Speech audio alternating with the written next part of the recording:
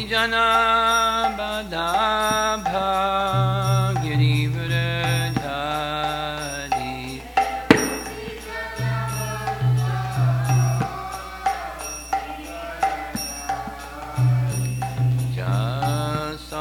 Jasodnandana Brajajanarandana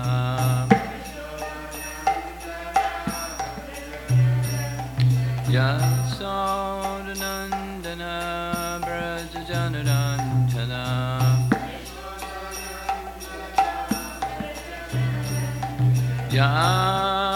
Yamunatira Vanachadi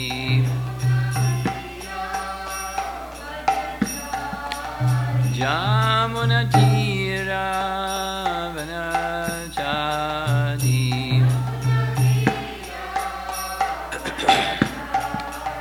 Jaya Radha Madhava Kunja Bihari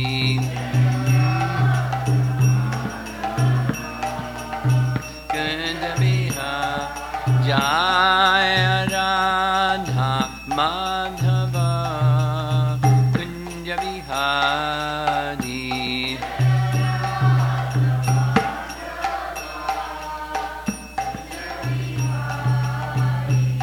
Gopijana Balabha Girivradhari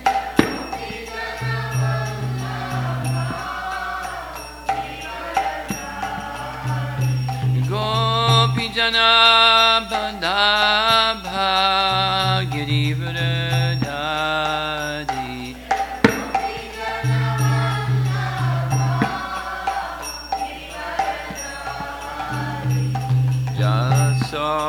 Jasodnandana Brajajanarandana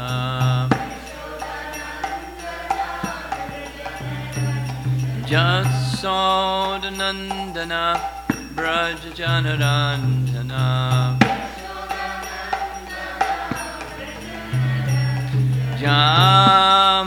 Yamunatira Vanachadi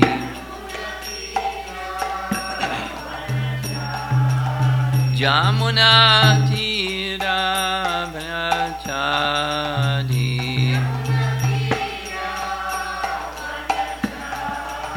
Jaya Radha Madhava Kunja Bihari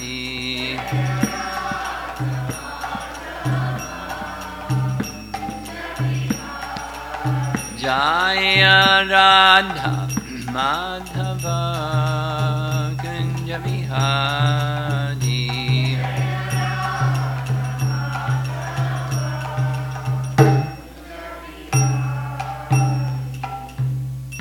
Jaya Vishnupad Paramahamsa Parividagacharya Astatarasatasi Srimad His Divine Grace Sri Bhaktivedanta Swami Shri Prabhupada Ki Ananta Koti Vaishnavrinda Ki Grantaraj Srimad Bhagavatam Ki Gaur Premanandi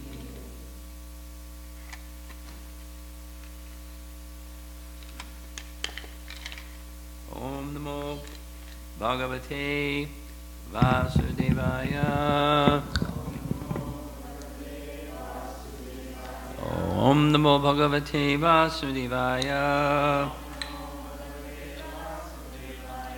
Om Namo Bhagavate Vasudevaya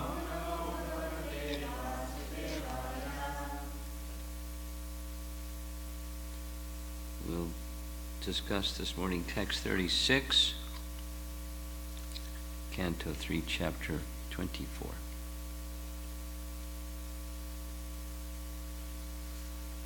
This is the second of a series of words spoken by Lord Kapila Dev to Kardama Muni.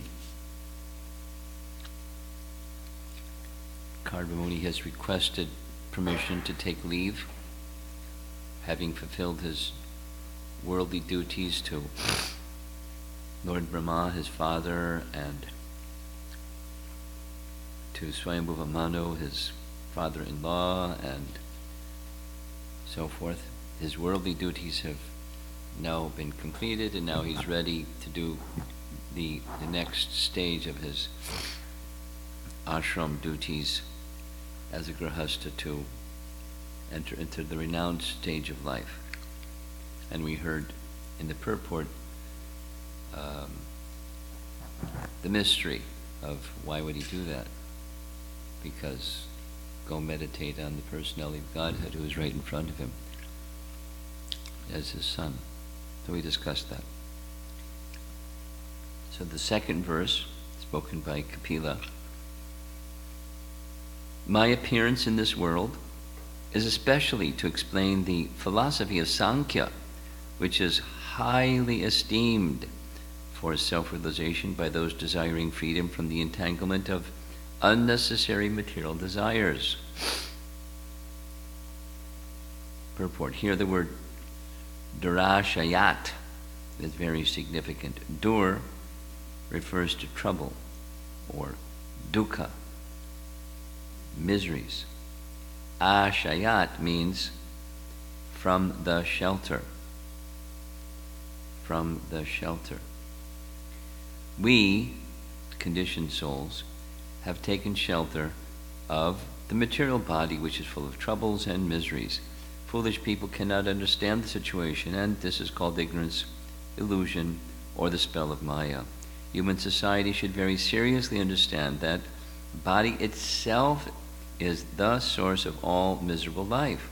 Modern civilization is supposed to be making advancement in scientific knowledge, but what is this scientific knowledge? It is based on bodily comforts only, without knowledge that however comfortable one maintains his body, the body is destructible, as stated in Bhagavad Gita.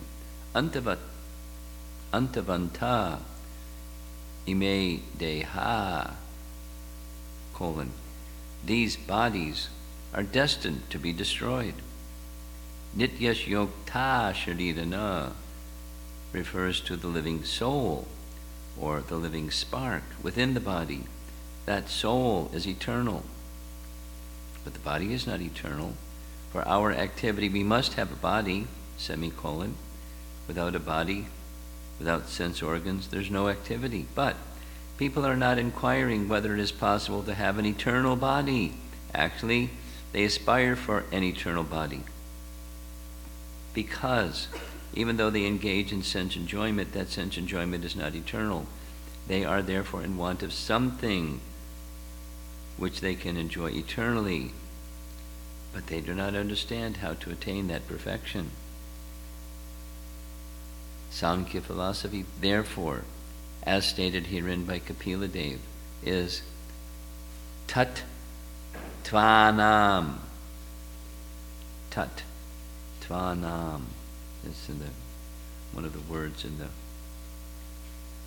shloka. Tatvanam is of the truths. The Sankya philosophy system is designed to afford understanding of the real truth. What is the real truth? The real truth is knowledge of how to get out of the material body, which is the source of all trouble. But Kapila's incarnation or descent is especially meant for this purpose. This is clearly stated here.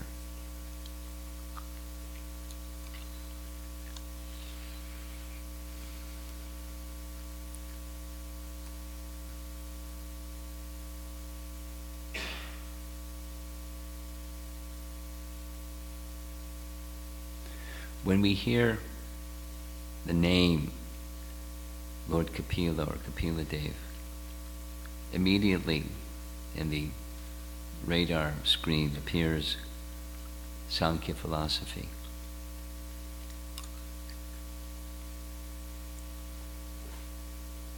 He's known for that. He's saying in this verse that he's known for that. He appeared to give that Sankya philosophy. Now, the second word, philosophy, is often tagged on to Sankya because it gives a philosophy, it gives an explanation of truth. I don't know the etymological breakdown of the word philosophy. Rabindra Sri Prabhu would certainly know. But search for the truth, in short. There's one book by Bhaktisiddhanta with several essays and essays and essays called Search for the Truth, which is, in one sense, another way of saying philosophy. But the philosophy has some drive to it, some power to it if one is searching for truth, and if one isn't searching for truth, one isn't really interested in the conclusions of philosophy. And the conclusions of philosophy, or the conclusions of search for truth, is to apply that truth.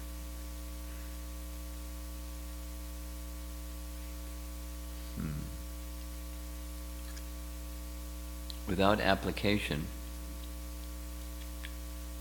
truth has no practical effect. In any sense of the term, it doesn't lead to detachment. Jnana, in the Vedic terminology, jnana is immediately connected to vairagya, jnana vairagya. With knowledge comes detachment. But knowledge that isn't applied doesn't lead to detachment. It's just information. It's like a machine. Your computer may have information stored in it, but where's the detachment? Or similarly, a living entity that in their binary processor, the mind, there may be some knowledge stored there, but if it's not applied, there's no semblance of detachment. For example, just in our Vedic lore, Dhritarashtra, he was advised multiple times by multiple elevated persons, and Vidura and Akrura and others, and he agreed with what they said, but I can't follow it. He had knowledge. He knew what's what, but he couldn't follow it because he was attached. He was attached to a notion, an aspiration that he should be king. And if I can't be king, then my sons should be king. And he couldn't let go of it. And so he became a compromised fool. And other nice examples. Other nice examples. Someone that has knowledge but can't act on it. Dhruva said the same thing to Narada Muni. What you say is true. I don't deny what you say is true, but I can't follow it. Because I'm Kshatriya by spirit, although I'm a little boy, and I have this get back mentality. I can't let go. Those are persons who are honest enough to know that they are attached, even they have knowledge. The same can easily be said about any one of us that have the opportunity of reading Prabhupada's books or hearing the message of Krishna consciousness from others. Without applying it, we're not going to find detachment, we're going to find frustration. Oh, I know so much and I'm not doing it. I'm not applying it. I'm stuck. Whoa, whoa, whoa. Lamenting. So, but it's an application. Doesn't have to be all at once. It's a principle of application. So back to the Sankya message, it's philosophy, Sankya philosophy, but it's meant for those that want to know, and those that want to know apply it. And how to apply it requires someone to guide you how to apply it, because easily we can not properly apply it, or so many things. Misunderstand it and then apply it in the wrong way. Just like the atheist Kapila. Prabhupada often writes about it and speaks about it. A modern fellow, I don't know exactly when, but not in Satya Yuga, but a modern fellow is named or addressed by Srila Prabhupada as the atheist Kapila. So the atheist Kapila, this modern fellow, he also taught Sankya.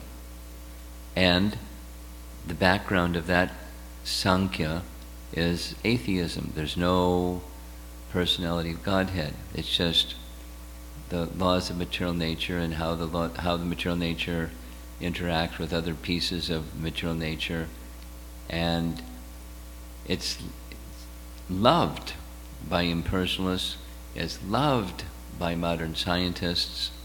They love it because it fits their paradigm. And the paradigm is all there is matter, and the laws that govern matter, and there's nothing else. Mechanistic science. There's nothing else. You don't need God. Everything can be explained by the laws governing matter. Everything that happens. We may not know the post-data check. We may not know the details, but that's a fundamental assumption. All there is matter, and the laws that govern matter. That's primordial. You say God, we say God is matter, and the laws that govern matter. That's what's primordial. And everything comes from that. Don't ask where matter comes from. That's God. We don't ask you, where does God come from? Your answer is, He's the source of everything. Our answer is, matter, the laws that govern matter, is the source of everything. Period. Or exclamation point. That's it. Nothing else. So such people, they really like Sankya, because it gives them clues as to the cause and effect of everything, and everything is a manifestation of matter according to the laws governing matter, and there's nothing else.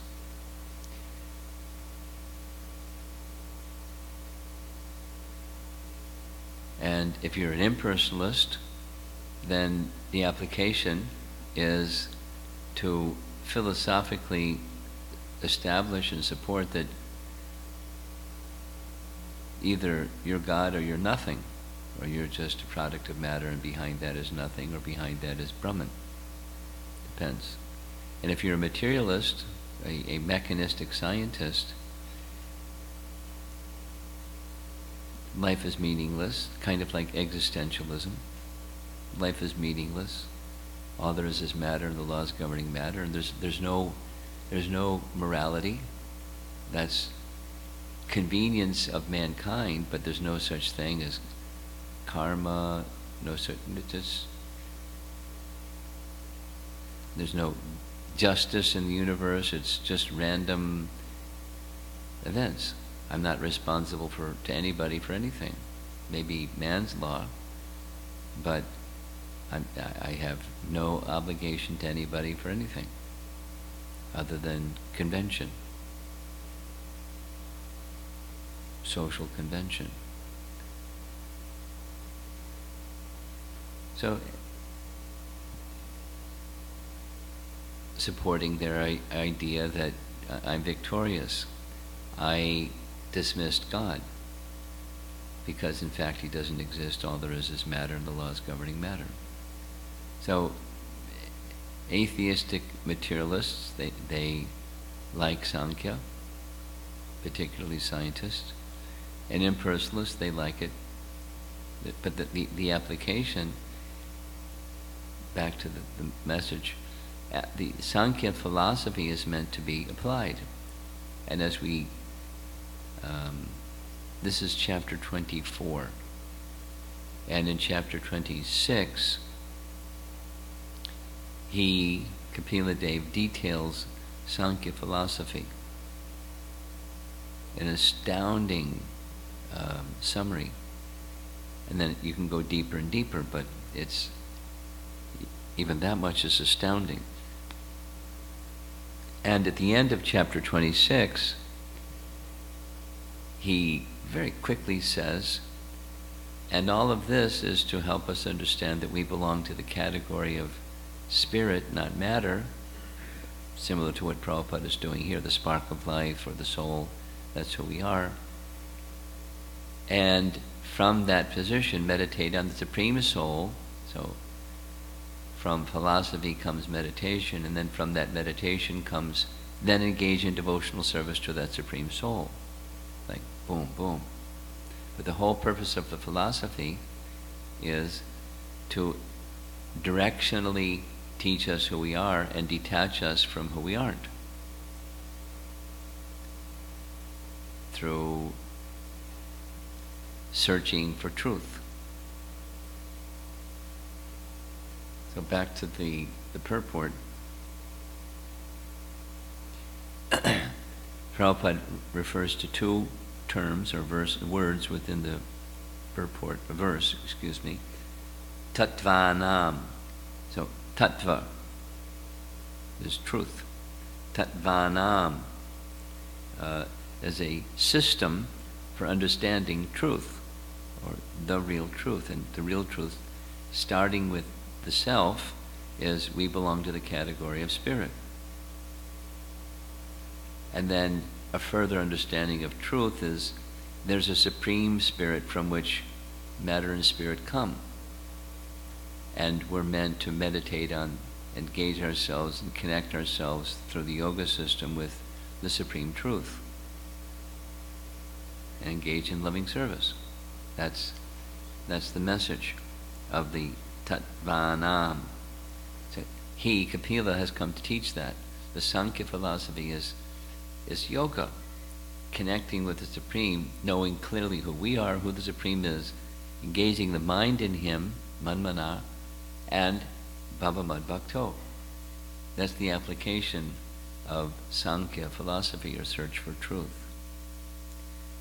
And the other term that's mentioned in the purport right at the beginning is Durashaya, Durashayat. So Prabhupada breaks it down. Dur means hard or difficult, troublesome. Dukkha, misery, similar root. Dur or dukkha, miserable. And ashayat, from the shelter. So Durashayat, from unnecessary material desires. Asha means desire. Durasha, Durashayat, delivery from unnecessary material desire, because unnecessary, there's necessary, and there's unnecessary material desire. So proper desire is desire in relation to the personality of Godhead. So let's just say, maintaining the body.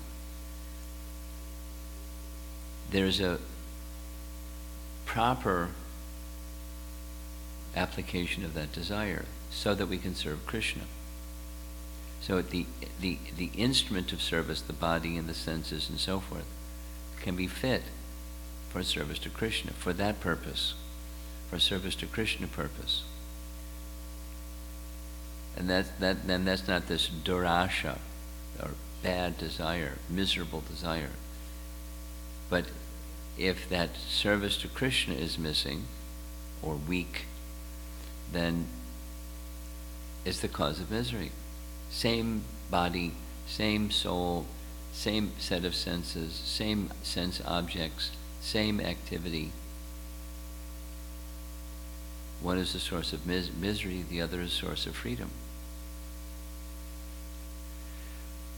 So materialists go, oh, you people are silly. And devotees say, you're foolish.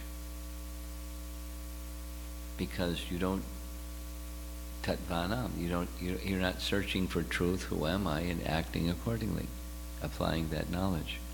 but when one searches for the truth and does have that knowledge and acts accordingly, then the consciousness behind our activity is appropriate for service to Krishna. Just like coming out of the house this morning, seeing the snow everywhere. I mean, it's only a little bit. But, so we, as devotees of Krishna, we respond one way, and then those that are not devotees of Krishna, they respond another way, and it's the same snow, it's the same morning, it's the same cold, it's the same. The world outside of us is not going to change because you're a devotee or because you're not a devotee.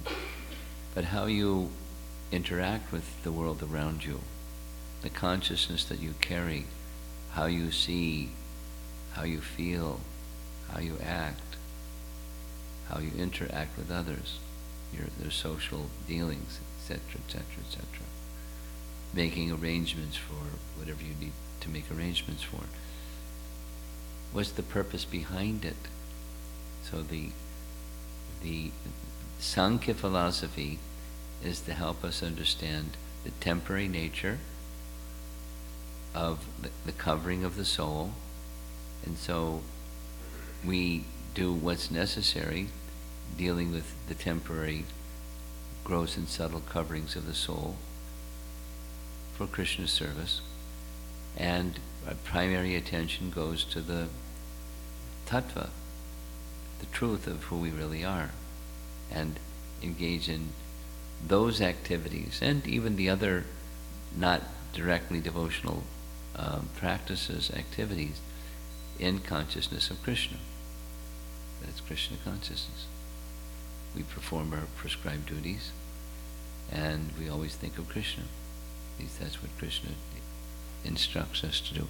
And Sankya gives us this proper understanding of who we are, who is Krishna, and how to fix your mind on him in service, in devotion to him. So that's what happens in the next chapter, chapter 40, 27 and 28. It says devotional service. After Sankya comes to how do you practically live your life in devotion to him, in this nice instructions. So here, back to this verse we'll end. He's, Kapila Deva is just making this simple, direct statement. I've come to this world to deliver Sankya. And through the medium of Sankya, people can become detached from misconceptions, or as he says,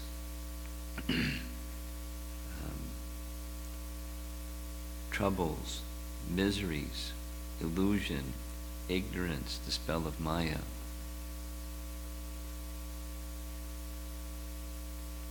That's why we're interested, so that we can then move on to our real life, devotion to Krishna. Any discussion?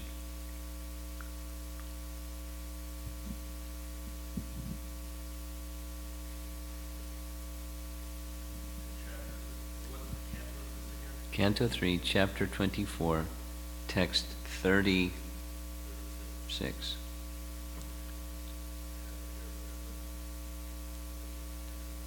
Okay, give the phone to the microphone to her. Guru Maharaj, I have a question about applying teachings. About applying? Application, applying, and like in continuation to yesterday's, also contemplating and applying the teachings. I find myself that whenever there is some trouble or some kind of emotional challenge, stuff, downtime, I take something and apply it, but then it sticks to my heart. I'm applying, but what happens, I find myself is that there is this desire to just okay, I want to be settled like this. When the misery or when the trouble goes away, the application, the intensity or mood of application is not very eager, and I find myself that what am I practicing? I kind of just question myself, am I practicing devotional service, or I'm just wanting to settling down of these kind of things. So I think I don't know how to contemplate and apply, I feel like. Well, what you're describing is unsteady bhakti, anishtita bhakti. It's standard. Misery loves company. There's lots of people in the unsteady bhakti stage, so you have lots of company. So don't beat yourself up because you're not at the steady stage yet. It's at the stage that you need to pass through. So that's one part. But your question is how to become steady, how to keep the application going through thick and thin. The up and the down, and the various circumstances of life, besides the conflict situations and the non-conflict situations, like the question last night about when challenges come, I don't feelingly call out for Krishna because I'm feeling so much distressed by the circumstance. So application, in our language today is application. Yesterday was calling out feelingly, but that's also an application. There's many things that can be said, and here's a couple of them. One of them is practice, abhyasa, and then another is, so that's a behavior, anushilana. We practice according to the standards given to us by great souls. We're not great souls, but they give us the standard of how to apply ourselves. Prahlad is a perfect example because he's portraying himself as one of us, and his struggles being a conditioned soul. He's not a conditioned soul, but he's portraying himself that way. So we can understand from great souls how to apply ourselves. And then we cultivate. Anushilana. Bhakti, Prabhupada writes in Nectar of Devotion, bhakti is a sort of cultivation. So we just, abhyasa, we practice. We practice not only the behavior, but the consciousness of for whom are we doing this practice. And we're unsteady, and sometimes it's stronger and sometimes it's weaker, and the circumstances change and sometimes stronger. So we're unsteady. So we just continue to practice. And the important application-wise, the important addition is we practice with the deliberation upon Krishna, that Krishna should be pleased by this practice, not just practice to get it down.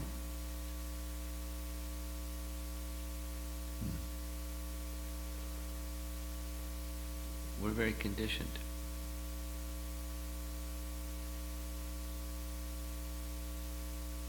We just keep doing things again and again. We're conditioned.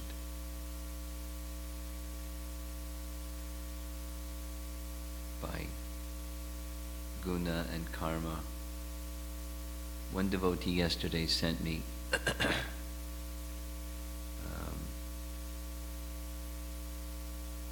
a short video, a YouTube thing. One, I guess, professor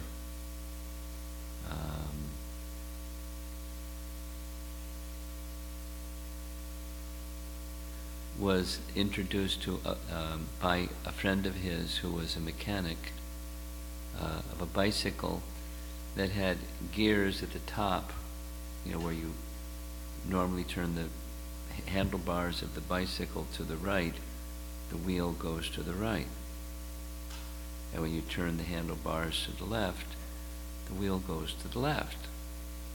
It took a while when we were kids to learn to ride a bike, but after some time we got it down. So his mechanic friend put a set of gears such that when you turn the handlebars to the right, the wheel goes to the left. And you turn the handlebars to the left, and the wheel goes to the right. And long story short, it took him 8 months to learn how to, it was like determined as an experiment, to learn how to relearn how to ride a bike and that works backwards. And then when it happened, he said it happened like all of a sudden. All of a sudden. It just, his analysis is it was a neurological pattern that everything was only going the same way that he had learned it. It was just hardwired into his system and he couldn't, unhardwire it. And once he got the other one,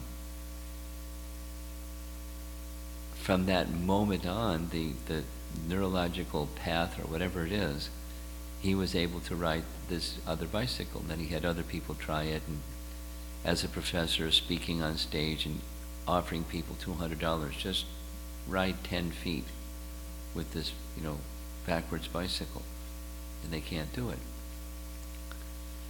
Then he had his son, who has already learned how to ride a regular bicycle, ride the bicycle, and it took his son 2 weeks.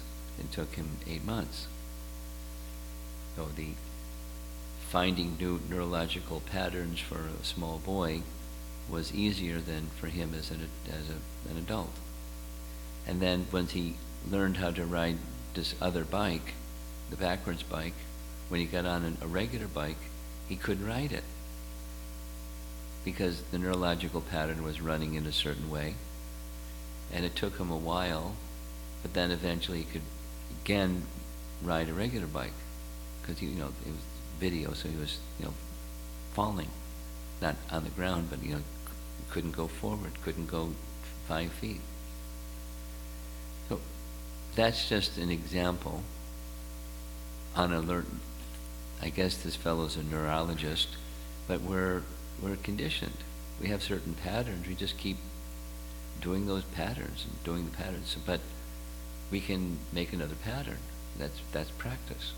For us, it's not just neurological. It's Krishna consciousness. There's a certain pattern of, like you were describing, and you know what your patterns are. So you just keep practicing and practicing and practicing, and because you know what the goal is. For bhakti, we know what the goal is. We just keep practicing. That's the objective. We cultivate, we follow the behaviors and norms and standards and dharmas that are appropriate given to us by great souls. We just keep practicing. Just keep practicing. We have to have a clear sense of what the goal is and strive for the goal, even we're far from it. And continue to strive for the goal. Mind fixed upon Krishna in any circumstance.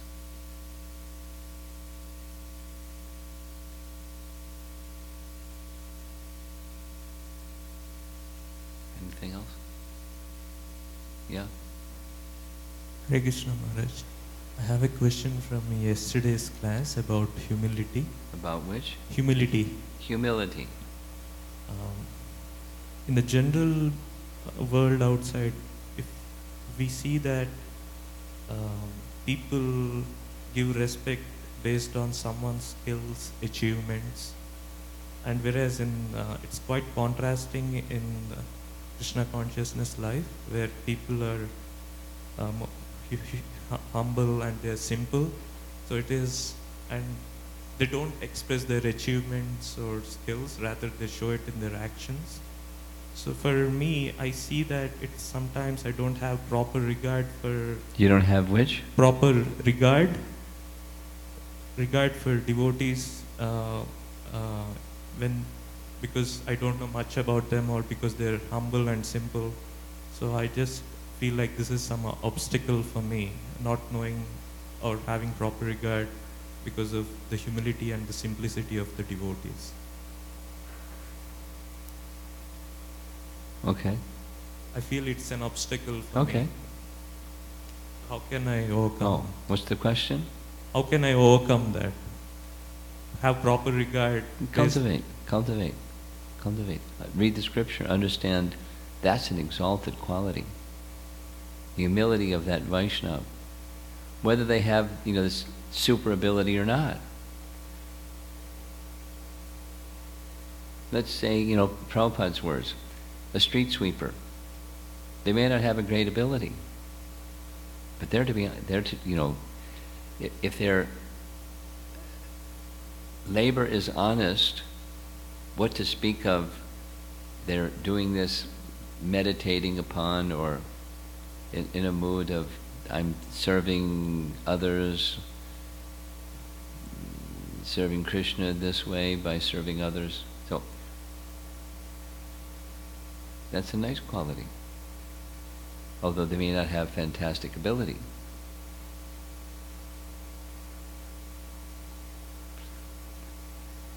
That's pleasing to Krishna.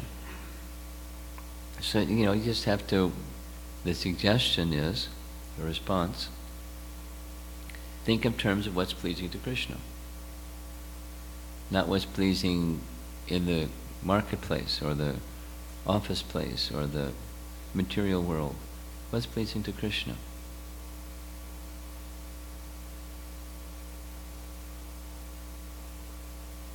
You just have different measuring sticks. What's pleasing to Krishna? I'm afraid you may be missing out on giving proper respect to people who have great material abilities. Maybe Yeah, that's what he's saying. offending people that Yeah, he doesn't have proper regard for devotees because they're not ostentatiously. I get it. So I'm just, change the channel to looking at the situation, what's pleasing to Krishna. Now we heard yesterday, supposing somebody can do this, that, the other thing, and the other thing, and the other thing, that's not going to please Krishna. But if someone has a little bhakti, that's going to please Krishna. So it's a different measure, different standard, different lens to look at the world through. What's pleasing to Krishna. Now it's fantastic if somebody has something. So they have some opulence, they have some wealth, they have some ability, they have some intelligence, they can sing and dance and, do something. And they do it in a humble mood for Krishna. That's fantastic. How wonderful. How wonderful. Our chief example is the gopis. With love. With the highest standard of love. They're most exalted.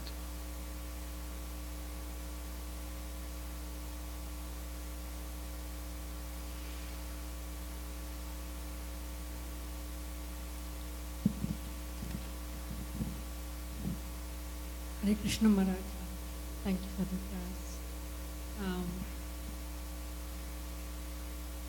I have two questions. One is from yesterday's class.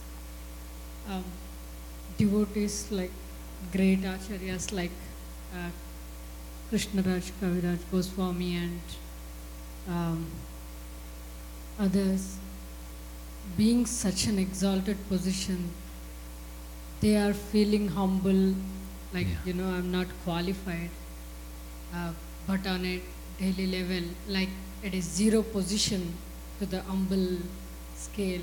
I'm talking about myself. It seems like a big mountain to surpass, to, even thinking of that. And I completely, from the other side, without humbleness,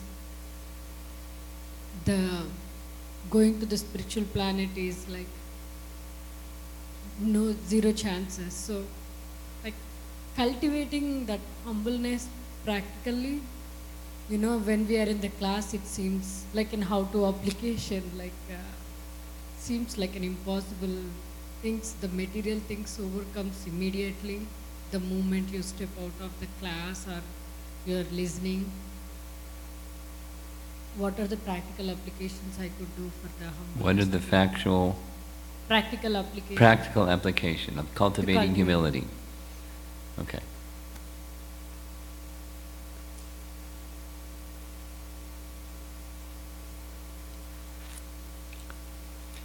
Bhaktivinoda Thakur writes about this. It's a nice beginning.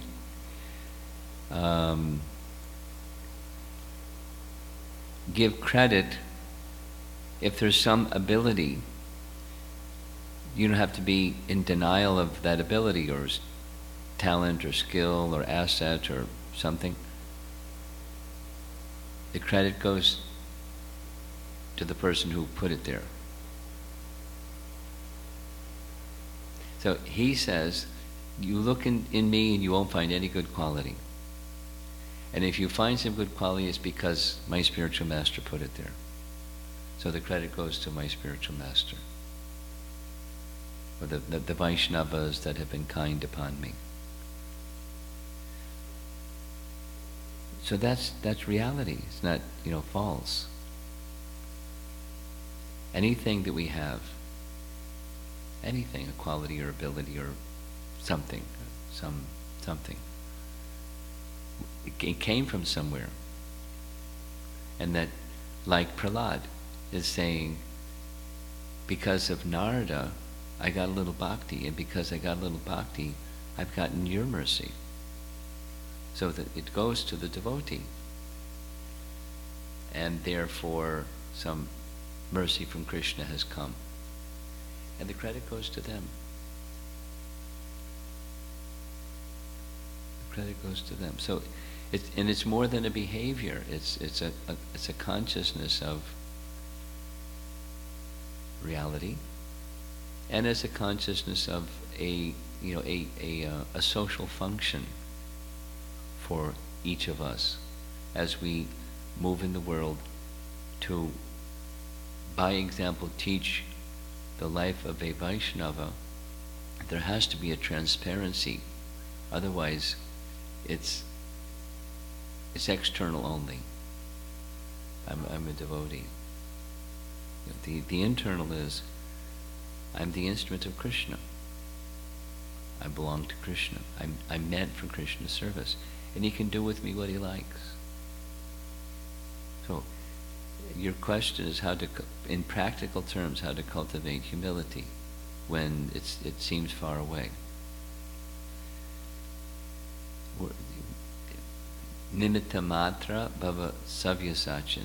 Become the instrument of the desire of Krishna, which is known through the disciplic succession, which comes into our life through our founder Acharya and the present persons who are guiding us, our spiritual master and others. Become an instrument of that, whatever that is. And how does that apply to me in my personal life? Let me just be a servant of that. So, again, like the earlier question, it requires a cultivation, because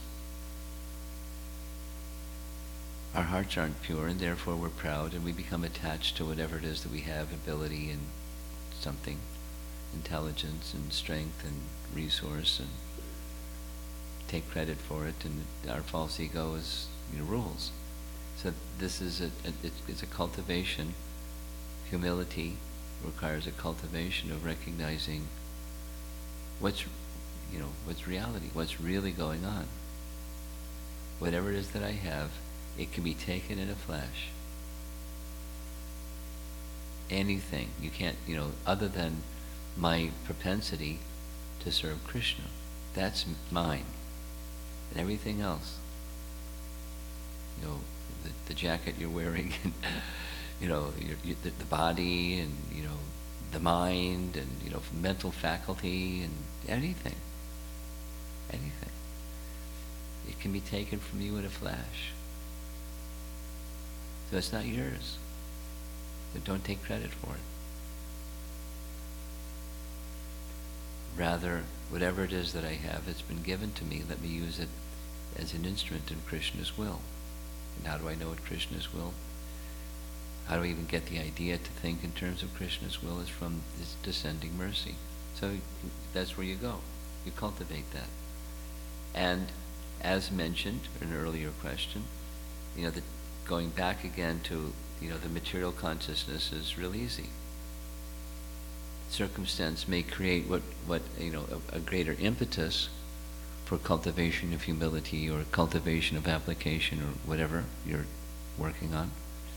And then the circumstances change, and then comes complacency, or then comes business as usual. So we become slackened. And it goes back to where it was. The false ego and material conditioning ruling our lives. So it's conscious. We have to consciously cultivate. And it starts with chanting of the holy name. Here's a good one to learn humility. Remain attentive when chanting the holy name. If one earnestly, sincerely tries to do that, maintain attentiveness with the holy name, you can't. It's very humbling. So you pay attention to something else because it's too humbling. But stay with it. I'm dependent on mercy. And that consciousness, dependent upon mercy consciousness, carries over to the other activities you do after you complete your chanting. You cultivate that and cultivate that and cultivate that, and it becomes your consciousness. That's practical.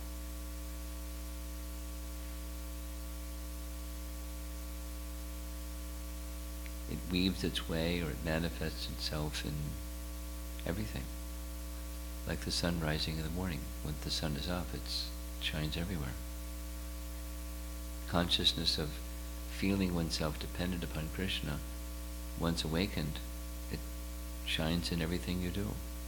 In different degrees, particularly because we're unsteady, but eventually becomes steady.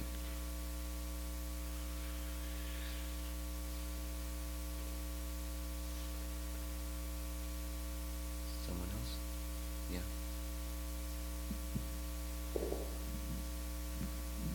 Hare Krishna Maharaj. I wanted to make two questions. You wanted to do what? Two questions, Maharaj. Two questions, okay. First question is, in Grihastha life, how to progressively cultivate detachment? How to do which? Progressively cultivate detachment. Progressively? Yeah. Progressively is the word? Yeah. Little by little. That's progressively. According to your capacity and sustainable effort, you work on X. And then stay with it. And then as that becomes steady, then you go to the next, X, 2 X's. So you cultivate, cultivate. And the favorable part of the cultivation of detachment is attachment. Without attachment to Krishna, there's not going to be detachment. It'll be artificial. One's heart may become hard, but it won't be detached. So detachment comes from attachment to Krishna. And second? How to gauge if I'm progressing or the right way? Sometimes I feel I'm confused, like sometimes am I getting detached or am I getting attached to things? Well, you're hitting at the heart of it. Bhaktivinoda Thakur speaks to this point. It's, the positive and negative. The positive is, eagerness to hear and chant. And the negative is diminishing interest in the temporary worldly distractions of life. Just less interested. And if there's not a lesser interest, then you're not progressing. Lesser interest. So then what do? That's the next question. You go back to how you're engaging in the sadhana bhakti practices. The root, the quality, the concentration, the attentiveness to the core activities of bhakti, hearing and chanting.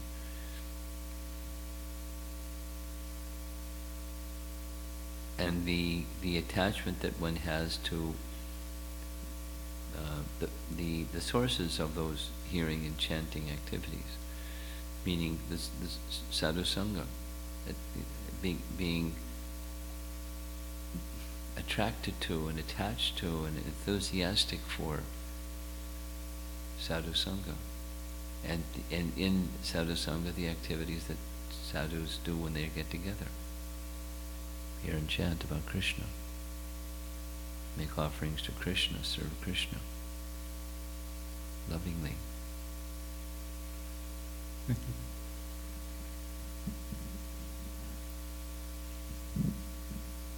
You have another one? Yeah. This is not the class. Yeah. That's okay. Parikshit Maharaj, when Kali entered the Kali Purusha, the discussion between Parikshit Maharaj and Kali. Parikshit Maharaj and who? Kali. Kali, okay. He gave Kali 4 places to take shelter, and also the 5th place was gold. Yeah. My question was, in those days, gold is also used, not like today, it's like a precious metal kind of, it's used very frequently. As a king also, Parikshit Maharaj also, they used the gold in those days. So how is that when Kali is in that taking shelter in gold, but in the later verses it is said that Parikshit Maharaj saved his subjects not to fall prey for the material? I was getting confused where the gold was used, as a material, but still they were being protected, not getting impacted by Kali. I'm not sure what your question is, but I think the answer lies in utilization. Hoarding of gold is like avarice and greed. And having and utilizing in service to the Supreme Personality of Godhead is another thing. It's not the hoarding of gold. It's utilization in service to the Lord. That's the distinction. I think that answers your question. Like, yes, kings had gold, or they had treasury, or deities have treasury. These stories of huge, vast treasures, more than the annual expenditure of the government of India in one of the treasures of the temple of Padmanabha in South India. So that's the proper use. Or if a king has gold, it's not, I'm an enjoyer of the gold. It's for, of course, if he's in Maya, then that's what he's thinking. It's mine, and I'm going to be the enjoyer of it, Hiranyakashipu. But a qualified king, Maharaj Ambarish or Maharaj Yudhisthira or anyone, they have an enormous amount of wealth, but it's not with the attraction of being the enjoyer of that. Mine, and I'm going to have, anyway. But utilizing in the service of the citizens, or utilizing in the service of the deity, or utilizing in the service of Krishna, then have wealth and utilize it in the service of Krishna.